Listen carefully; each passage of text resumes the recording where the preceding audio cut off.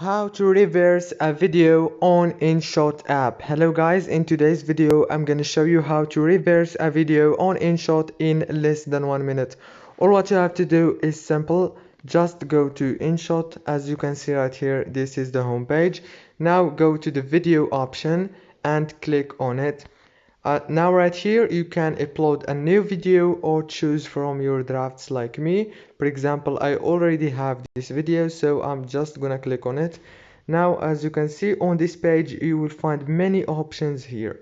As you can see, just swipe like this until you find the reverse option, and here is it right here.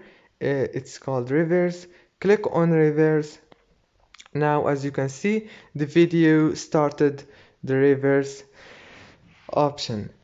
If this video was helpful, please don't forget to like and subscribe. See you in the next video.